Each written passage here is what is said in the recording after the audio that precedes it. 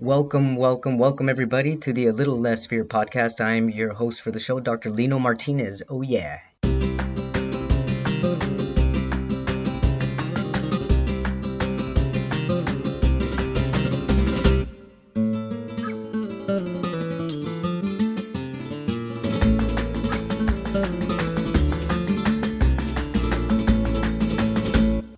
Welcome back everybody to the A Little Less Fear podcast. I'm your host, Dr. Lino Martinez. Today's topic is on dead naming. And dead naming. So before I talk about dead naming and what it means to me, I'm gonna do a little research here. I'm gonna Google.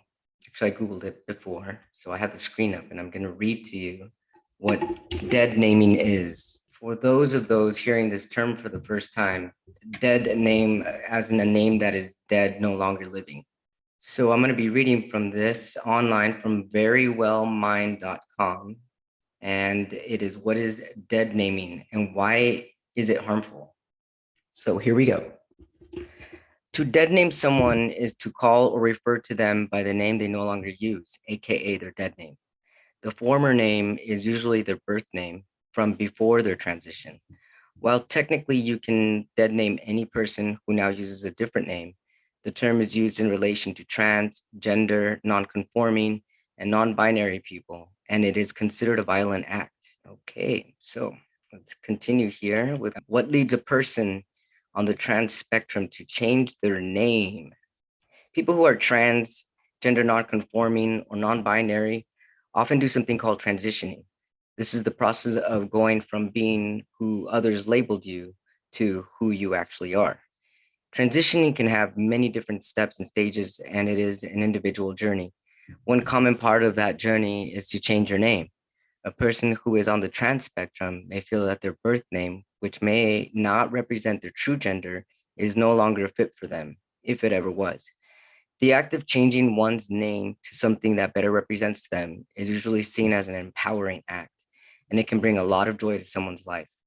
A person's previous name may represent many past elements of life they no longer want to be associated with. These are varied, but can include emotional trauma from being treated as a different gender, violent perpetrated on the person, dysphoria, painful childhood memories, lack of autonomy and identity. All right. So yeah, that is dead naming. Yeah. So why bring it up? I'm bringing it up for many reasons. I'm bringing it up because I'm at a point in my life where it won't bother me if somebody were to dead name me. But I'm not saying that it's okay. I'm not saying it's okay. And neither am I saying that it's okay to dead name anybody. Although there are some cis people, cisgendered, meaning people that feel like the proper gender that they were born with, assigned with at birth, they can change their name. And sometimes it's not associated with emotional trauma or the things that the trauma that trans people go through transitioning into their new name. But sometimes, dead naming in general is just not a good idea. It's better to keep that in mind if somebody transitions, and so, or just any type of transition. It doesn't have to be male to female or female to male. Just somebody has a new name. I mean, most likely you would think that that's the best bet you have, is to call them by their new name. If you don't know their name, ask them. I think they would be very happy to know that you did something nicely by asking them what just simple question as what their name is. Yes. So with me, as far as my dead name, it just, to me, it just, I laugh, and it's like a sarcastic laugh that I have within myself because of everything that I went through and how much I struggled to look like I finally do, which is means a passing man. Passing, for people that don't know what that means that I no longer look like a female. Nobody misgenders me. I can use a a public restroom, but I mean, I'm fully transitioned into a man in every which way that makes me feel the most comfortable and most authentic. And to dead name me on purpose would be cruel, especially if people know my name.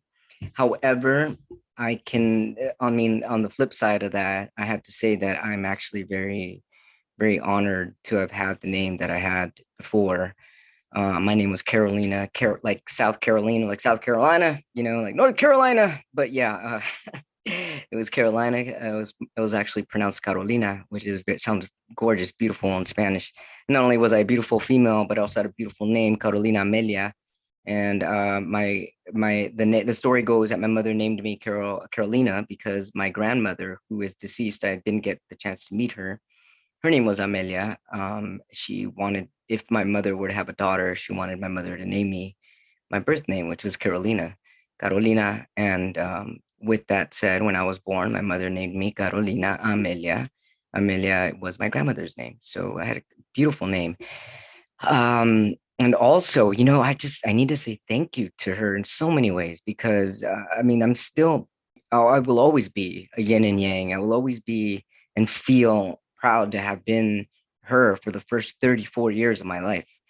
And because of that, I was able to, or she was able to, Carolina was able to complete a high school diploma and a bachelor's diploma, master's diploma, doctorate diploma. Like what?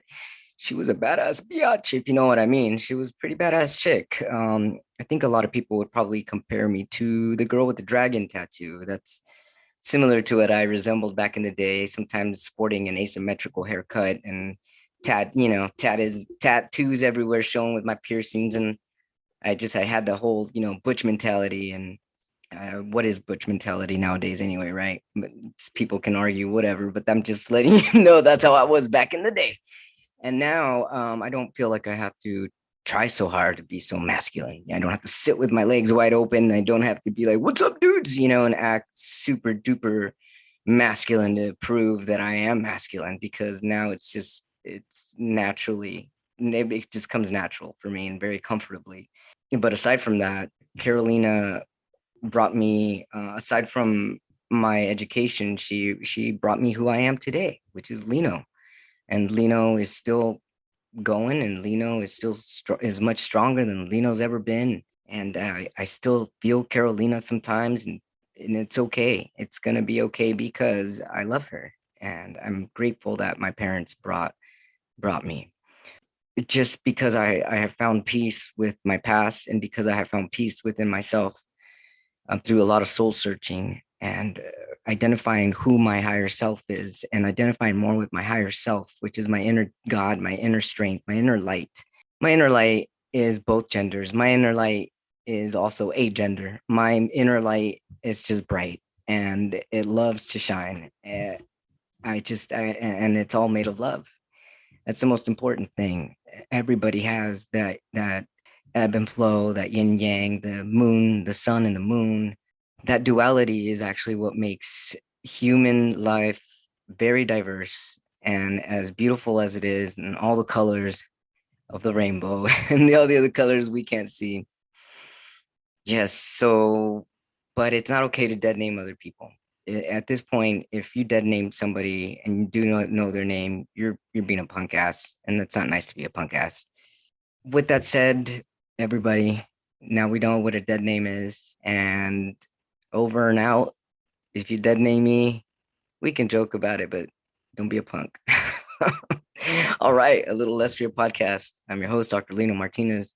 Stay tuned. The next person is going to be Jennifer Ash, and Jennifer Ash has an incredible life story. She's written books. I know they've been published on Amazon. She has an awesome motto, which is you can have a life after trauma.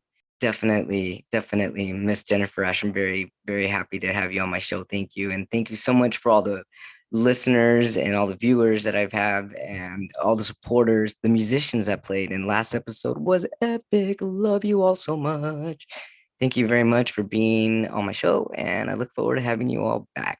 Thank you. Talk to you soon.